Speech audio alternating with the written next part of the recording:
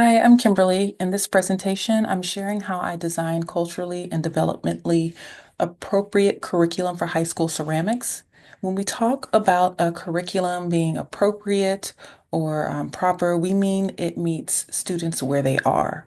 It respects who they are, and I think it actually means something to them.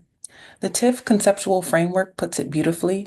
Teachers must cultivate environments where students, cultures, experiences, and identities are not only acknowledged, but deeply embedded in instructional planning.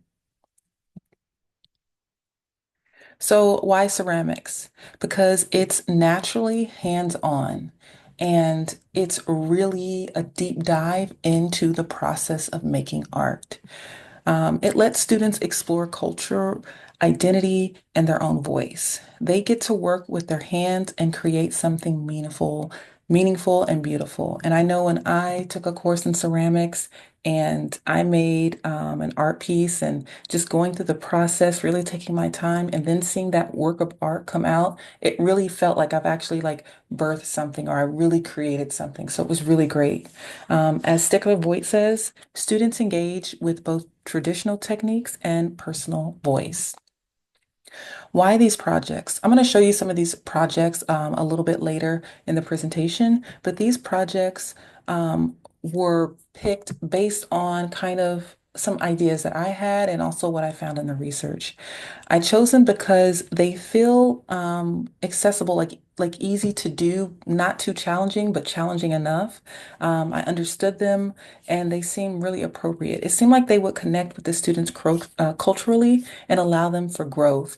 And I feel like I'm going to get a lot of questions from students about these. And I feel like it's going to allow the students to really open up and expand their mind about cultures around the globe and also their own culture and identity.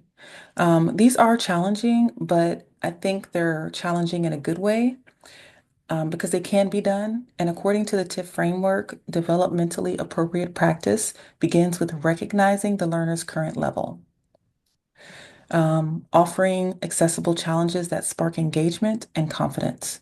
Also, I love how ceramics brings learning into everyday life and it puts that um, form to function, art to function type of thing into it like conceptualizes it, it makes it real. So functional art extends learning into lived experience.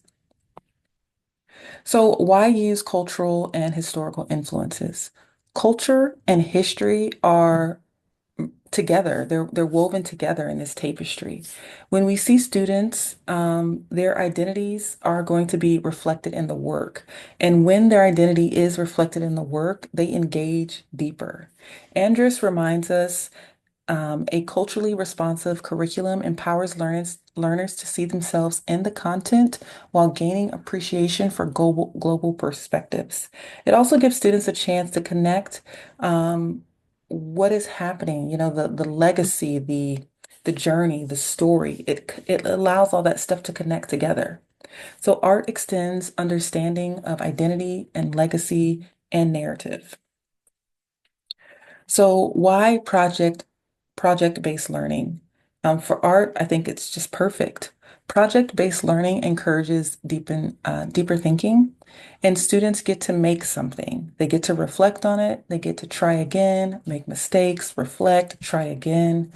Belleville explains student-generated content, whether it's through, like blogs, whether it's through reading things, their own stories, or just learning different things and interacting with peers, that shifts the classroom dynamic from passive to active creation.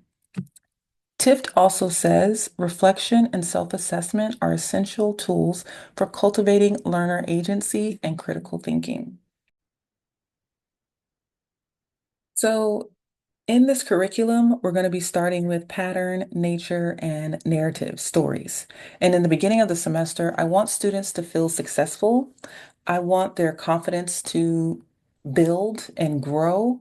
I don't want the projects to be too challenging, and I also want them to bring in their prior knowledge and experiences that they have from previous art classes that they've taken with the principles of design, elements of art, any ceramics classes they may have taken or may not have taken. I want them to bring all that stuff into this ceramics classroom and help them connect to it. These early projects are tactile, personal, and they help build confidence. As No puts it, developmentally appropriate intro projects builds artistic confidence. So also I focus on function and storytelling. So why focus on that? Well, these themes help students bring art into their real lives and it makes it personal. It gives them the freedom to speak and connect their story with the lived experiences and stories, myths, whatever it is we cover historically, it allows them to connect to that. They tell their stories and they make something useful. Sigler Boyd says functional art extends learning into lived experience and pinch pots preserve cultural memory. This is one project that I go into in our essential question 3, but you'll also see a slide that talks about this as well later on. So basically, the scaffolding, why layer techniques over time? This is something that I learned from the ceramics courses and also from talking with Professor Mary O'Malley in the interview. She's a ceramics artist and she was describing how to scaffold and why it works for her and why it helps students build their confidence and go from, having this direct instruction from the teacher to a self-guided where the teacher kind of helps and guides them to an independent guided study where they can do it on their own. And that was something that she talked about. And I saw this kind of gradual release over a period of time and modeling to guiding practice to independent practice. I saw this in person during my class with during my ceramics class with Moon Hee. So basically, students don't need to learn everything at once. I will teach skills in layers, one that builds on the next. And I feel like that's how real learning happens. So why the reflection and journals matter. I ask students to journal, not just to, um, you know, have them just write something down as like a record. That is a part of it. But I also want them to think about what they're doing. It helps them slow down, reflect, and notice their own process and really take that into account. Bellevue said, writing about process supports growth. And I've seen that firsthand in my own art journey. When I make things at home, I'm constantly writing things down or making videos about my process. And then I go back to them later to find out, okay, why did I do it like this? Or why did I do it like that? Now, these journals are filled with not just words, but visuals, also ideas, also different, blending techniques I may include. I may mix like red and a yellow and some other color, and I say, this is the color that I like. Or I may have like paint swabs. I may have little pieces of fabric or something. These journals are, like I said, not only records, but it's like a scientist having a journal or a notation about all their experiences, experiments to find out what works, what doesn't work, what they like, what they don't like. So that's why this journaling is so important because it gives the students an opportunity to really take into consideration every little thing that they're doing and see what matters to them, what works, what doesn't, all that good stuff. So why this curriculum works? This curriculum works because it brings together skill building, cultural connections, identity, and reflection. It's not just about making things and that's it. It's about making the meaning, the process, the time frame. Just I think it's just all about that process and going from idea to using your hands to mold something and then having an end product. I think it's all about that process.